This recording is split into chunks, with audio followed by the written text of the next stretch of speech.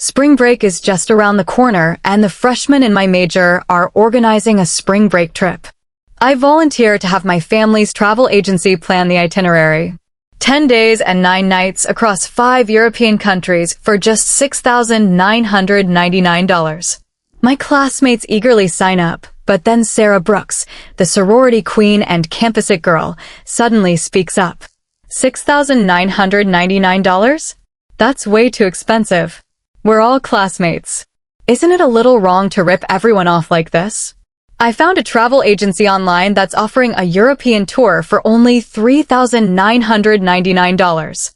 There are 40 of us going on this trip. Just imagine how much commission you're making. Sarah's words are like a bucket of cold water dumped over everyone's excitement. The whole room turns to look at her, their faces filled with confusion and disbelief. Travel agencies are all competing on price these days. I even found a 12-day tour through 7 countries online for just $3,999. To prove she's telling the truth, she pulls out her phone. A promotional poster from the travel agency fills the screen. In the upper left corner, bold red letters read, "Only $3,999. I stay silent, simply watching everyone. I've been helping out at my parents' travel agency since I was a kid. I know better than anyone how this business really works. Besides, nothing this good ever falls from the sky. If something does, it's usually a trap." One of my close friends in the crowd finally speaks up. "Isn't $3,999 way too cheap?" I checked online, and the cheapest round-trip flights alone cost more than $5,000. Sarah puts away her phone, a confident smile spreading across her face. I asked the live stream host the same thing. Their agency receives government subsidies, which is why it's so cheap. And they won't force anyone to shop during the trip. Her explanation seems to convince quite a few people. After all, there's a $3,000 difference in price. Anyone would think twice. Hannah, I'm only looking out for everyone. You're not upset with me, are you? Look at Alana and Kyle. Their families aren't exactly well off. Paying $6,999 is a huge burden for them. I just want everyone to have the chance to visit Europe. The classmates she mentions really do come from struggling families. They all work part-time to cover their expenses. I nod. Of course not. I'm only offering an option. No one's being forced to join our tour. Then I add, that said, $3,999 really is unusually cheap. I think everyone should be a little more cautious. Sarah's smile stiffens. Being contradicted in front of everyone clearly doesn't sit well with her. Oh, come on, Hannah. Maybe you can fool everyone else, but you're not fooling me. Everyone knows your family's travel agency loves forcing tourists into shopping stops. It even made the news. I glance at Gavin. Our families have been close friends for years. His parents are major shareholders in an airline, and our families have done business together for a long time. Everyone at school knows how close we are, so hearing those words from him naturally makes them sound more believable. The way my classmates look at me immediately changes. Their excitement turns into suspicion. Hannah, I think your tour is too expensive too. I'm going with Sarah's. Can you refund my money? My mom told me to book the cheaper tour instead. The classmates who are smiling and eager to sign up just moments ago all change their minds, urging me to refund them as quickly as possible. I pull out my phone and process every refund one by one. The $6,999 package is already being offered at a loss by my family's agency. If they don't want to come, that's just money saved for us. After receiving their refunds, every one of my classmates signs up for Sarah's tour instead. When I get back to the travel agency, I tell everyone the Europe trip for my class is off. They think it's too expensive. My assistant, Mia, stares at me in disbelief. Too expensive? Boss, you only approved $6,999 because they were your classmates. What my classmates don't know is that I'm actually a shareholder of North Star Travel. Since I love traveling, my parents acquired the agency and put me in charge of running it. I nod and tell her everything that happened. Gavin Bennett actually sided against you? Our contract with his family's airline is about to expire anyway. His parents have been calling yours nonstop about renewing it. If you ask me, forget it. My parents, who have been listening nearby, let out a cold snort. What does that so-called forced shopping incident have to do with us? People hear one rumor and immediately believe it's true. The so-called forced shopping scandal happened when a man bought luxury goods for his mistress during one of our overseas tours. After returning home, he bought a counterfeit version of the same item for his wife, who immediately noticed the difference. To cover himself, he insisted our tour guide had taken him to a fake luxury store. He and his wife even came to our agency demanding compensation. Gavin knows exactly what happened. I'd been in a terrible mood back then and told him the entire story from beginning to end. I never expect him to deliberately twist the facts now just to smear our agency. It's for the best if they don't come, my mom says. We've been subsidizing this trip anyway. My dad smiles at me. Didn't you always want to go to Miami? Next month, the three of us will take a vacation there instead. Seeing that I'm upset, my parents try to cheer me up. I give them a casual nod before checking my phone. Someone has sent me a message. It's Tiffany, a freshman majoring in finance. We met through the campus radio station. She knows my family owns a travel agency and is asking about our spring break trip. I sent her the itinerary I'd prepared for my class, except I'd changed the price back from the discounted $6,999 to its regular price of $8,999. There's no reason for us to sell it at a loss. A phone call comes almost immediately. I'm expecting her to complain about the price, but instead she blurts out, $8,999? That's way too cheap. Did you accidentally leave off a digit? I'm stunned for a second before quickly replying, no, it's really $8,999. We never force our customers to shop, and every expense is completely transparent. I believe you.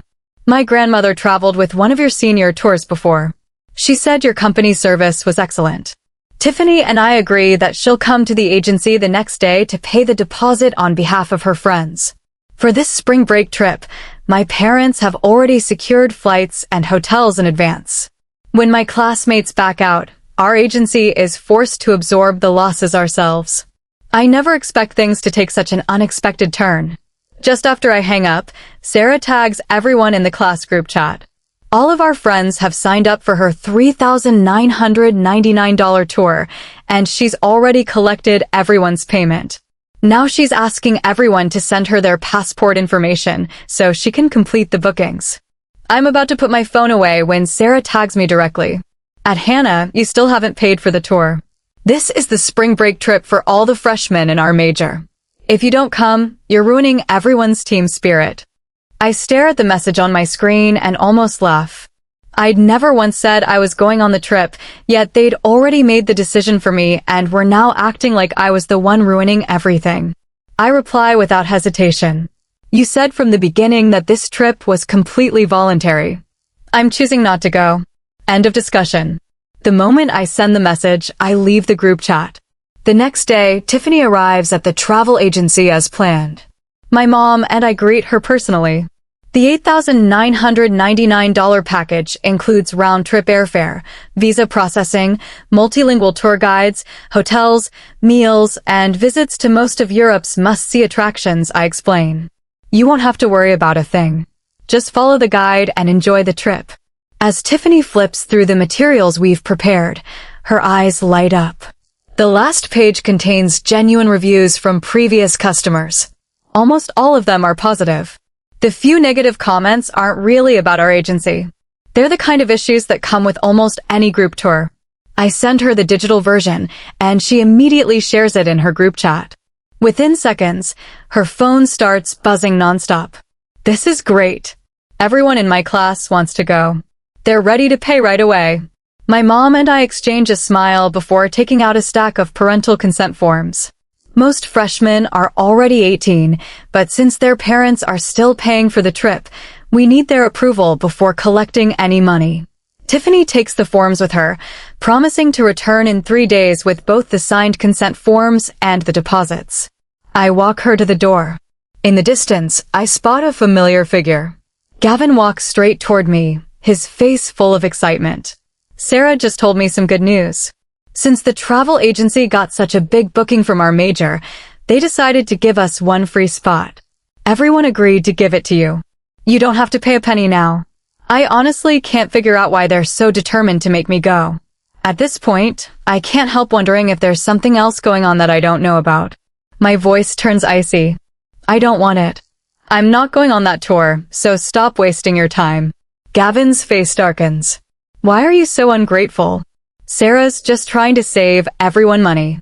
She's nothing like you, willing to sacrifice your conscience just to make a profit. You should be grateful you get to travel around Europe for free. I've never cared about saving $3,999. The reason I'm not going is much simpler. I don't want to die. Once we're overseas, so far from home, who can guarantee my safety? I look him straight in the eye.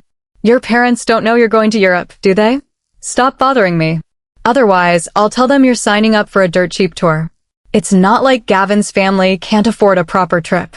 He's their only child. If his parents find out he's joining a bargain basement tour like this, there's no way they'll approve. Sure enough, the moment I finish speaking, he falls silent. After a long pause, he grits his teeth. Hannah, you win. Just wait. After Gavin leaves, Tiffany looks at me curiously. Why aren't you going with them?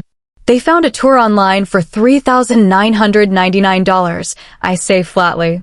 I'm afraid of dying, so I'm staying far away from it. Tiffany bursts into laughter. $3,999? There's definitely a catch. They'll probably force everyone to shop. Once they confiscate your passports, you'll be completely trapped. They've got some nerve signing up for that. I don't say a word.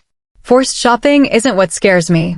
What's truly terrifying is that the people behind that tour aren't after their money. They're after their lives. Over the next few days, Mia and I stay busy at the travel agency, personally handling every detail, from flights and hotels to attraction tickets across Europe.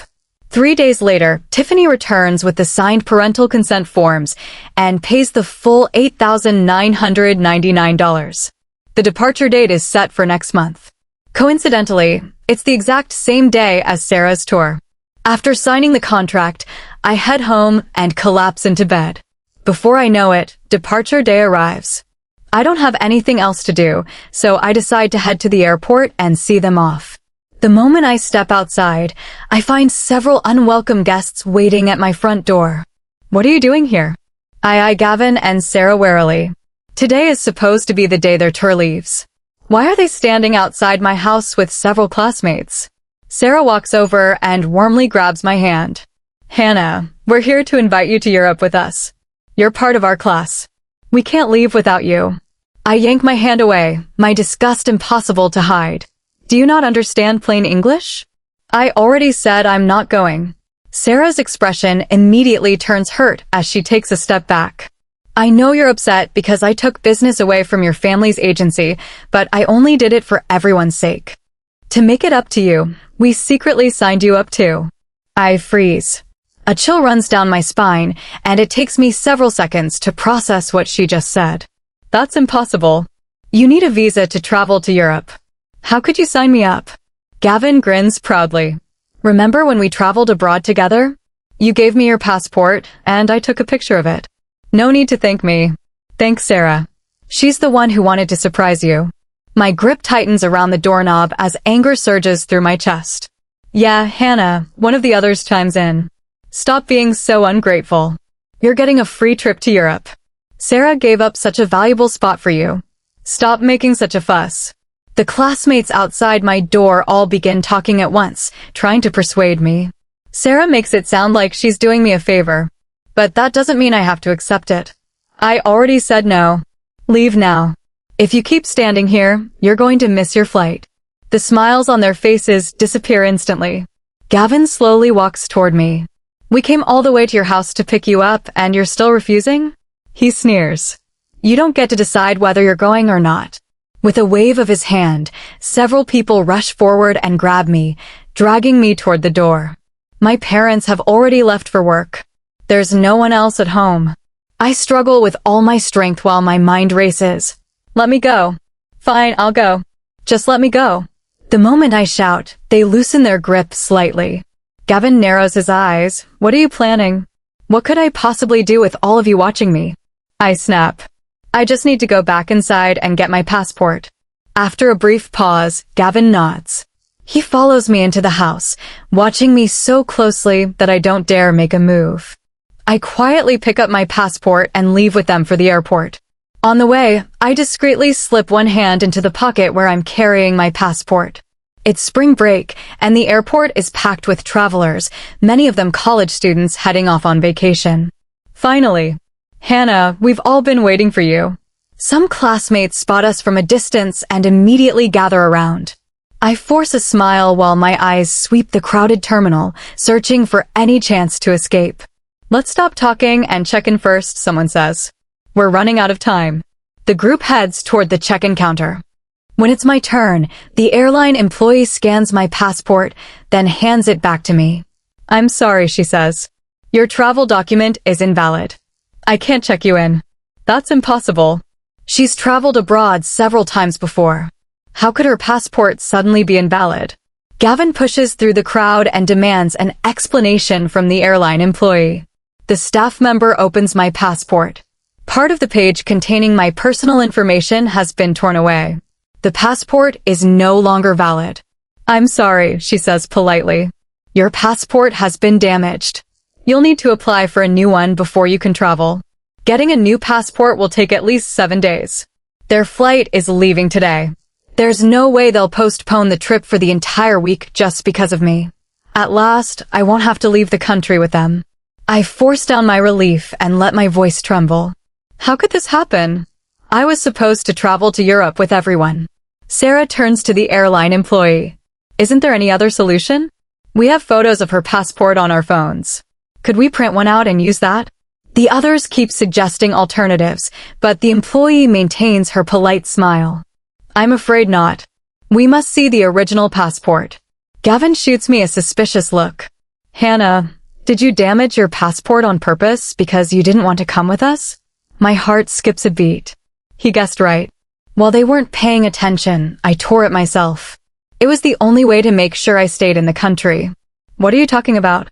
I say, trying to sound offended. My passport is one of my most important documents. Why would I deliberately ruin it? Lowering my head, I sigh. But it doesn't matter now. It'll take at least a week to get a new passport. Sarah immediately pulls out her phone. How about I ask the travel agency if they can delay the departure by a week? This is our spring break trip. It wouldn't feel right to leave anyone behind. The smile freezes on my face. And no, there's no need, I stammer. That would only inconvenience everyone else. Gavin folds his arms and snorts. And whose fault is that? Since you delayed all of us, you should pay for everyone's expenses during the trip. I stare at him in disbelief. Why should I? If you don't want to wait for me, then go without me. I already said from the beginning that I wasn't coming. You're the ones who dragged me here. All 40 freshmen in our major signed up for the trip. Did he seriously expect me to pay for all of them? The moment I finish speaking, Gavin kicks me to the ground. This is all your fault. You've wasted everyone's time, and you still have the nerve to complain. I hit the floor hard. All I see are my classmates looking down at me with disgust. She's so annoying. If she doesn't want to go, fine. I do. One bad apple really does spoil the whole bunch. Stop. Tiffany rushes over from the next check-in line, shoves Gavin aside, and stands protectively in front of me. What are you doing? Then she looks at me in surprise. Hannah? You know them? Since we all attend the same university, we've seen each other around campus before, even if we aren't close. We signed up for Hannah's tour, Tiffany says. We're leaving today too. The students from my class burst into laughter. You mean that $6,999 tour? Someone mocks. You actually fell for it? It's way overpriced. She's ripping you off. My heart tightens. After all, the price I quoted Tiffany's class is actually $8,999. To my surprise, Tiffany doesn't think twice about it. I actually think it's a bargain, she says matter-of-factly. A quick search online will tell you that round-trip non-stop flights alone cost over $5,000. The price isn't expensive at all. Gavin lets out a mocking laugh.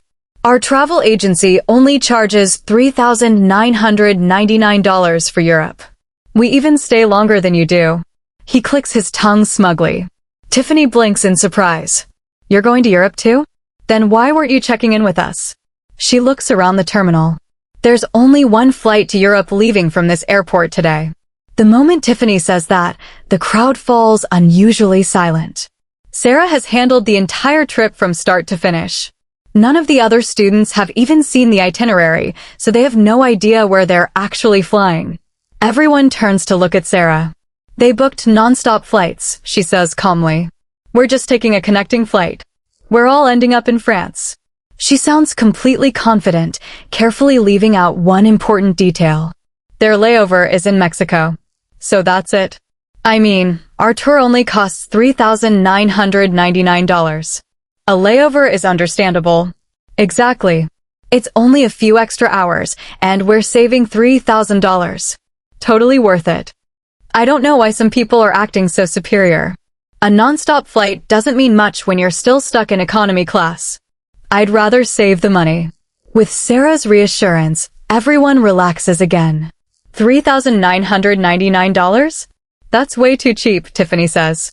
You guys may be willing to risk it, but we're not. She doesn't bother arguing any further. Instead, she grabs my arm and starts pulling me away. Hannah, your passport is damaged anyway. There's no point staying here. You're obviously not going to Europe. Gavin calls after me. I never planned to go in the first place. Pretending not to hear him, I leave the airport with Tiffany.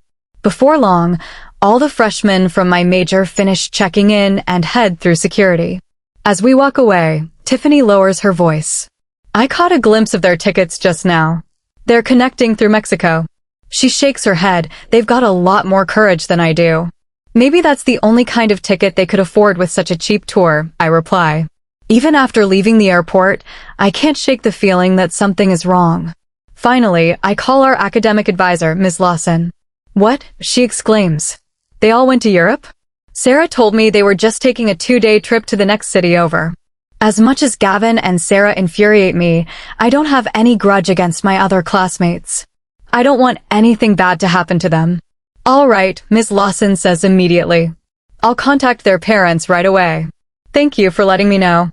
Not long after we hang up, Gavin's phone rings while he's waiting at the boarding gate. Gavin, his mother shouts the moment he answers. Your advisor told me you're going to Europe. Didn't you say you were just hiking in the next city? Get back here right now.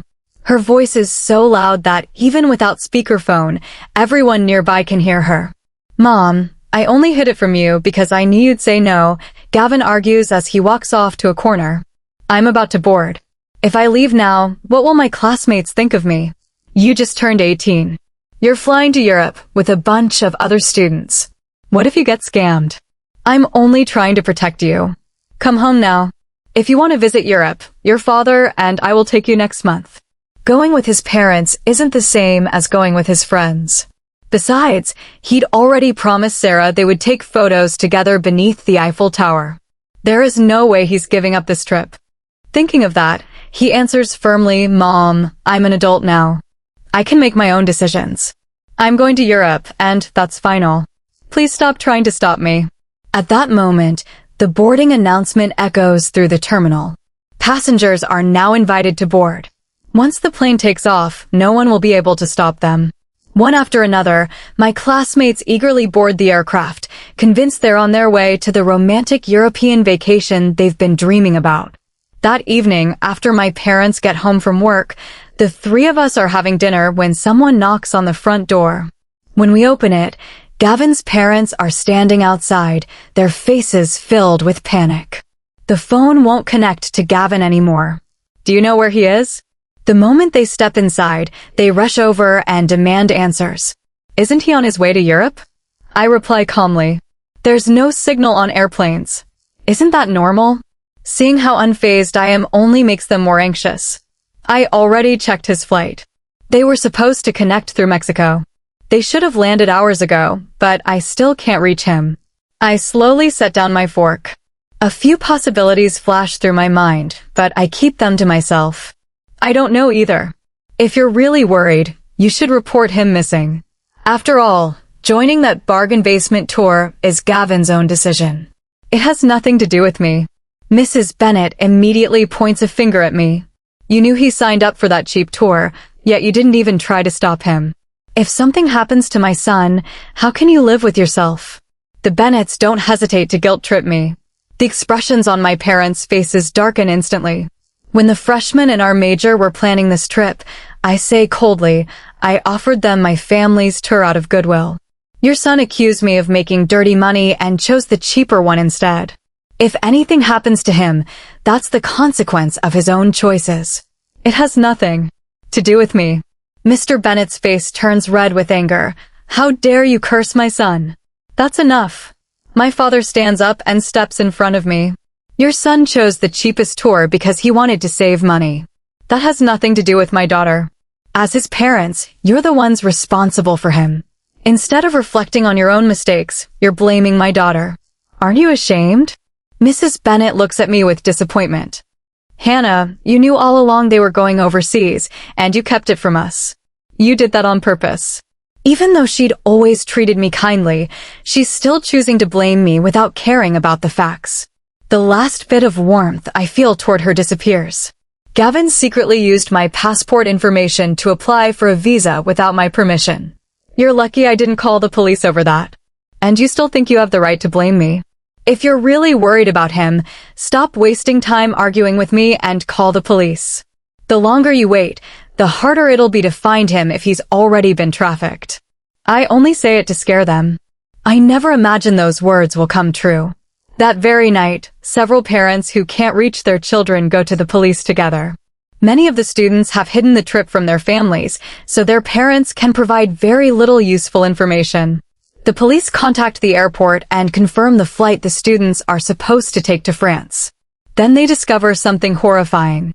Out of the 39 freshmen from our major who signed up for the trip, not a single one ever boards that flight. They all remain in Mexico. When the parents hear the news, some collapse on the spot. Others break down in tears, begging the police to find their children. As the only student in our class who doesn't go on the trip, I'm naturally brought to the police station for questioning. There isn't much I can tell the police. All I know is that Sarah found the tour online. I have nothing to do with it. After obtaining Sarah's tablet, the police uncover several crucial clues. Their investigation soon confirms the truth. What Sarah and the others signed up for isn't a tour group at all.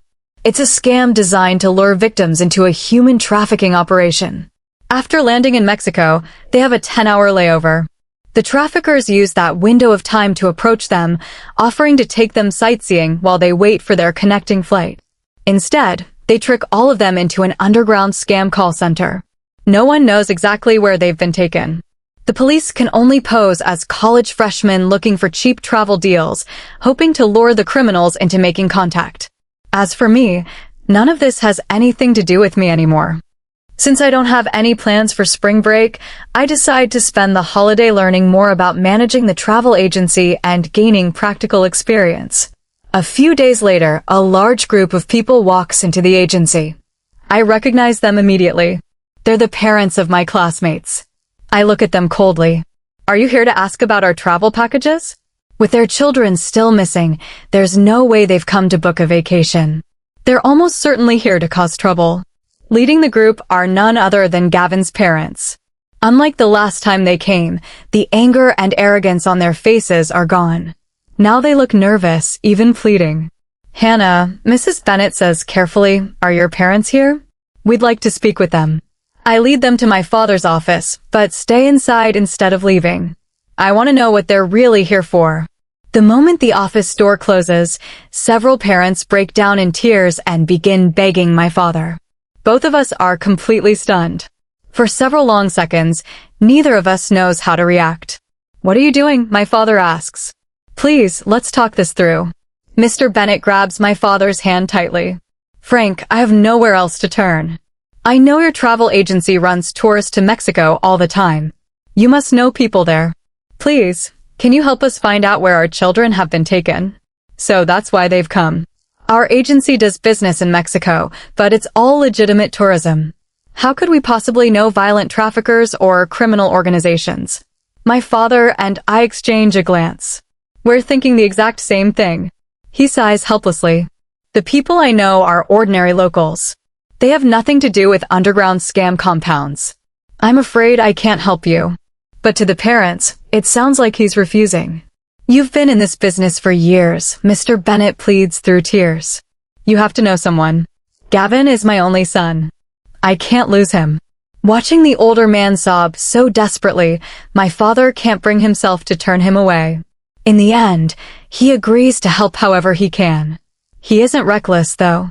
Instead of acting on his own, he contacts the police and cooperates with their investigation.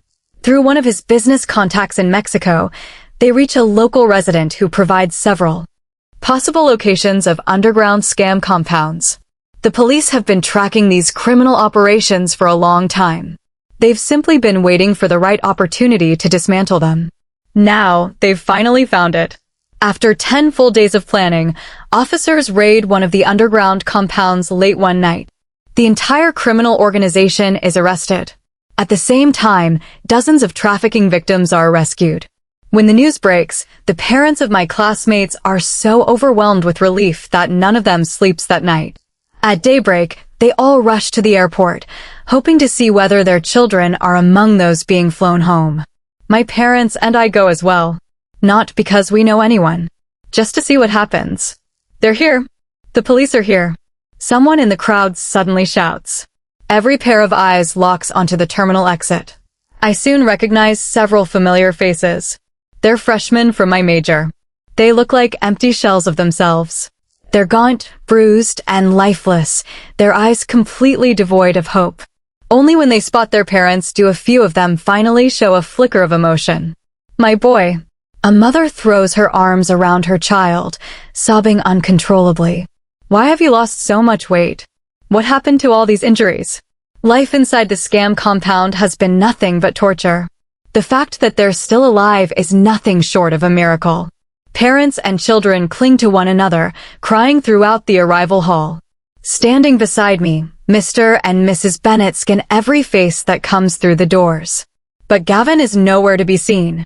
Unable to wait any longer, they hurry over to one of the police officers. Where's Gavin? Where's our son? The officer answers solemnly.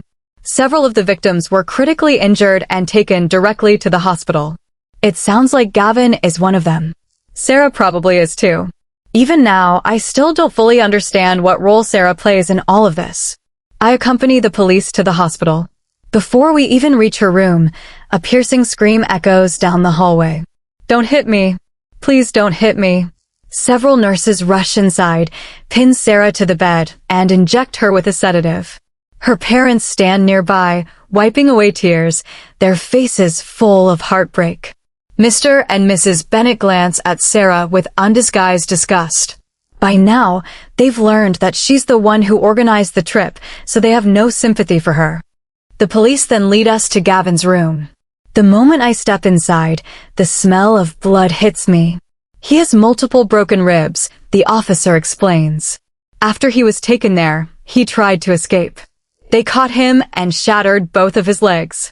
The other freshmen are terrified by the armed guards. They obey every order without resistance. Most of them suffer injuries, but nothing life-threatening. Gavin is different. Spoiled by his parents since childhood, he's always gotten whatever he wants. He openly defies the people holding them captive. Even after being beaten once, he refuses to back down. Instead, he plans an escape with several other students. He doesn't make it very far before he's caught again. This time, they break both of his legs. The officer lowers his voice. The traffickers had already selected him for organ harvesting. If we hadn't arrived when we did, he probably wouldn't have survived. Although the rescue saves his life, the damage is irreversible. His injuries are too severe. Even after surgery, he'll never walk normally again. Mr. and Mrs. Bennett break down in tears.